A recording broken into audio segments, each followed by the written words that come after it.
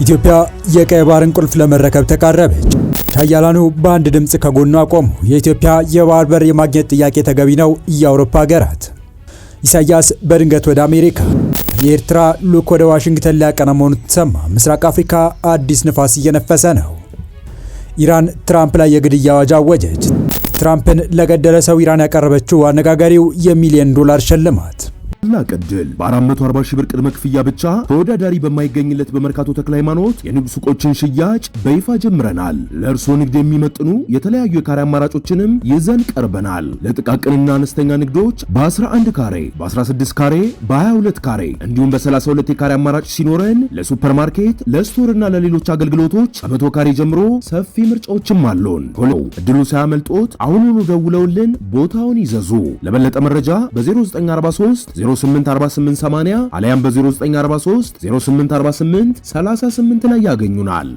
ኢትዮጵያ ወደ ቀይ ባህር ተጠቃሚነቷ ለመመለስ የምታደርገው ጥረት ፍሬ እያፈራ ያለ መስሏል። ከኤርትራ ጋር በባህር በር ጉዳይ ፍጥጫ ውስጥ የከረመችው ኢትዮጵያ አሁን ከኤርትራ ጋር ነገሮች እየለዘቡና ወደ መስማማት እየመጣች ነው የሚሉ መረጃዎች በተበራከቱበት ሰዓትም ሀያላን ሀገራት የኢትዮጵያን ጥያቄ በመደገፍ መግለጫቸውን ማውጣት ቀጥለዋል። እንመለከተዋለን። በሌላ መረጃችን ደግሞ ከአሜሪካ ጋር ግንኙነታቸውን ለማሻሻል እየጣሩ የሚገኙት ፕሬዚዳንት ኢሳያስ አፈወርቂ ወደ አሜሪካ ለማምራት በዝግጅት ላይ እንዳሉ የተሰማ ሲሆን ጉዟቸውም በቅርቡ በምስራቅ አፍሪካ አዲስ ንፋስ እንዲነፍስ ሊያደርግ ይችላል እየተባለ ይገኛል።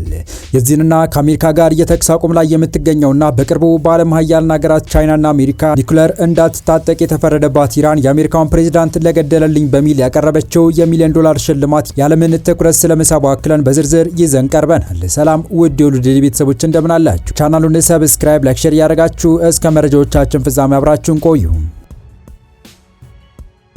ከሰሞኑ የአፍሪካ ቀንድና የቀይ ባህር ዙሪያ በርካታ አዳዲስ ነገሮች እየተከሰቱ ነው። ምስራቅ አፍሪካን አዲስ የተስፋ ንፋስ እየጎበኛት ነው። ለተካረረው የኢትዮጵያና ኤርትራ ጂኦፖለቲካዊ ውጥረት ድንገተኛ እጥፋት የመጣ መስሏል። በሁለቱ ሀገራት መካከል የሰፈነው የስጋት ደመና እየተገፈፈ በሄደበት ወቅት ለኢትዮጵያ የባህር በር ጥያቄና ለአስመራው መንግስት ዲፕሎማሲያዊ አቅም የምስራች የተባሉ መረጃዎች እየተሰሙ ነው። ኢትዮጵያ ወደ ቀይ ባህር ተጠቃሚነቱ የምታደርገው ጥረት ፍሬ እያፈራ ያለ መስሏል።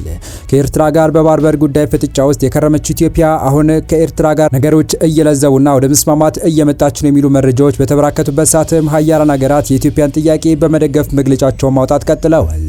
ኢትዮጵያ የባህር በር ለማግኘት የምታደርገው ጥረት ፍጹም ህጋዊ መሆኑን በኢትዮጵያ የፈረንሳይ አምባሳደር አሌክሲስ ላሜ ገለጹ። አምባሳደሩ ይህ ጥያቄ በዓለም ላይ በብዛት ህዝብ ካላቸው ሀገራት ተርታ ለምትሰለፈው ኢትዮጵያ ተገቢና ምክንያታዊ መሆኑንም ከኢዜአ ጋር ባደረጉት ቆይታ ተናግረዋል። የፈረንሳዩ ፕሬዚዳንት ኢማኑኤል ማክሮን ከአንድ ዓመት ተኩል ገደማ በፊት በኢትዮጵያ ባደረጉት ጉብኝት ወቅት የገለጹትን አቋም ያስታወሱት አምባሳደሩ ጉዳዩ አሁንም ቢሆን መሰረታዊና ህጋዊ ጥያቄ ሆኖ እንደሚቀጥል አረጋግጠዋል። አምባሳደሩ ኢትዮጵያ ያላትን ሰፊ የህዝብ ቁጥርና የሀገሪቱ መልካም ምድራዊ አቀማመጥ እንደ ዋነኛ ምክንያት ጠቅሰዋል።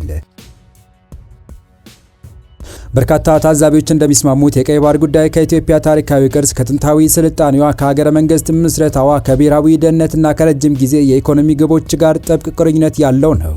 ኢትዮጵያም ይህንን መልካም ምድራዊ ታሪካዊና ኢኮኖሚያዊ አውድ መሰረት በማድረግ በጋራ ተጠቃሚነትና በአጋርነት መርህ ላይ የተመሰረተ የባህር በር ተደራሽነትን ለማረጋገጥ እንዲሁም ለጋራ ልማት የሚረዱ ውይይቶችን ስታካሄድ ቆይታለች። ኢትዮጵያ የባህር በር ባለቤትነት በተመለከተ ያላትን ሉዓላዊ መብት ለማረጋገጥ በትውልዶች መካከል የተሻገረውን ይህ ጥያቄ በዲፕሎማሲና በህጋዊ መንገዶች መፍትሄ እንዲያገኙ እየሰራች ትገኛለች። አምባሳደር አሌክሲ ፈረንሳይ የኢትዮጵያን የባህር በር ጥያቄ ለመፍታት የሚደረጉ ገንቢ ጥረቶችን ለመደገፍ ዝግጁ መሆኗን ጠቁመው በዚህ ረገድ ፈረንሳይ የምታበረክተው ማንኛውም እገዛ ካለ ድጋፍ ለመስጠት ፍላጎት አለን ብለዋል። በተያያዘ መረጃ ፊንላንድ ኢትዮጵያ በዲፕሎማሲ መንገድ ወደብ ለማግኘት የምታደርገውን ጥረት ትደግፋለች ተባለ። ፊንላንድ ኢትዮጵያ በሰላማዊና ዲፕሎማሲያዊ በሆነ መንገድ ወደብ ለማግኘት እያደረገች ያለው ጥረት እንደምትደግፍ ገልጻለች።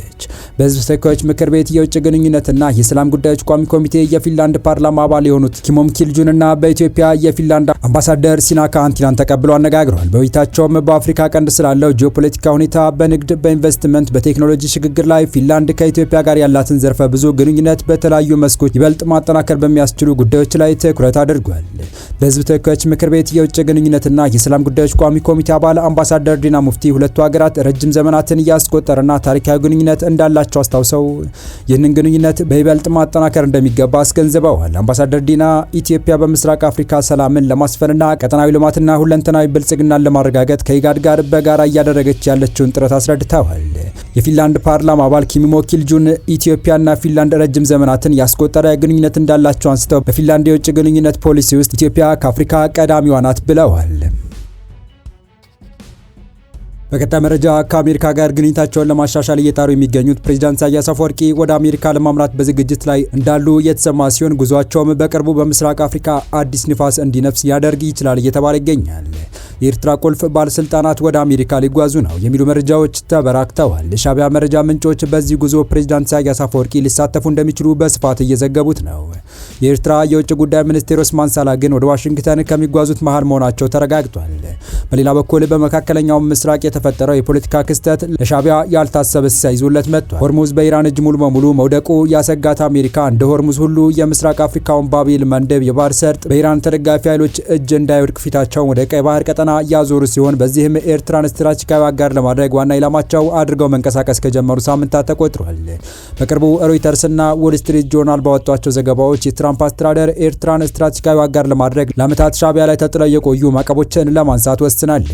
ይህንን ተከትሎ በሁለቱ ሀገራት መካከል ያለው ግንኙነት የመሻሻል አዝማሚያ እያሳየ ሲሆን ከቀናት በፊት የሀገሪቱ የውጭ ጉዳይ ሚኒስቴር ኦስማን ሳላህ በአሜሪካ ኤምባሲ ተገኝተው ኬክ ሲቆርሱ መታየታቸው ይህንኑ የሚያረጋግጥ ነው ተብሏል። ዛሬ በወጡ ዘገባዎች ደግሞ የኤርትራ መንግስት ከፍተኛ ባለስልጣን ወደ ዋሽንግተን ሊጓዙ እንደሆነ የተሰማው። በዚህ ጉዞ ላይ ፕሬዝዳንት ኢሳያስ አፈወርቂ ሊገኙ እንደሚችሉ በሻዕቢያ ፕሮፓጋንዳ ልሳኖች በኩል እየተሰራጨ ያለው መረጃ ያመላክታል። የኢሳያስ አፈወርቂ ወደ ዋሽንግተን መጓዝ ያልተረጋገጠ ቢሆንም የሀገሪቱ የውጭ ጉዳይ ሚኒስቴር ኦስማን ሳላህ ከቀናት በኋላ ወደ አሜሪካ እንደሚጓዙ ተረጋግጧል። በጉብኝታቸውም ከአሜሪካ ከፍተኛ ባለስልጣናት ጋር እንደሚመክሩ የተሰማ ሲሆን በተለይም ኤርትራ ላይ ተጥለው ስለቆዩ ማዕቀቦችና የቀይ ባህር ጉዳይ በተመለከተ ይወያያሉ ተብሎ ይጠበቃል። በቀጣይ መረጃ ከአሜሪካ ጋር የተኩስ አቁም ላይ የምትገኘውና በቅርቡ በዓለም ሀያልና ሀገራት ቻይናና አሜሪካ ኒውክሌር እንዳትጠቀም የተፈረደባት ኢራን የአሜሪካውን ፕሬዝዳንት ለገደለልኝ በሚል ያቀረበችው $1 ሚሊዮን ሽልማት ያለምን ትኩረት ስቦ መነጋገሪያ ሆኗል። ዶናልድ ትራምፕን ለገደለልኝ ሰው $50 ሚሊዮን ሽልማት ትሰጣለሁ ስትል ኢራን አነጋጋሪ ማስታወቂያ አስነገረች።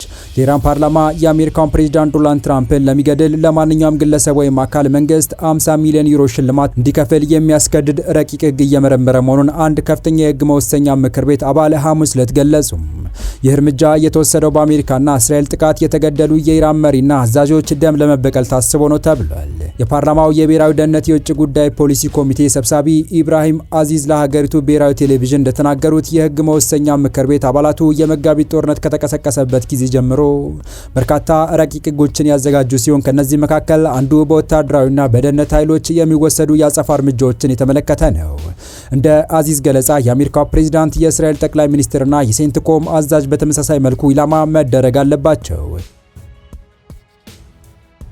ይህ የትራምፕ ግድያ ዓለም አቀፍ የሽልማት ዘመቻ በሚል በኢራን ውስጥ በሞባይል የጽሑፍ መልእክቶች አማካኝነት ጭምር በስፋት እየተንቀሳቀሰ ሲሆን እስካሁን ድረስ ከ290,000 በላይ ሰዎች የድጋፍ ምዝገባ ማድረጋቸውና የገንዘብ መዋጮ $25 ሚሊዮን መድረሱ ተነግሯል። አዚዝ አክለውም ይህንን ሃይማኖታዊና ርዕዮተ ዓለማዊ ተልዕኮ ለሚፈጽሙ ለማንኛውም ሙስሊም ወይም ነጻ ሰው መንግስት የጠቀሰውን $50 ሚሊዮን የመክፈል ግዴታ እንዳለበት በረቂቅ ህጉ ላይ መስፈሩን አብራርተዋል። ዶናልድ ትራምፕ እንደ አውሮፓውያን አቆጣጠር በ2024 የምርጫ ቅስቀሳ ወቅት የመግደል ሙከራ ከተደረገባቸው በኋላ የደህንነት ስጋታቸው ከፍተኛ ደረጃ ላይ ደርሷል።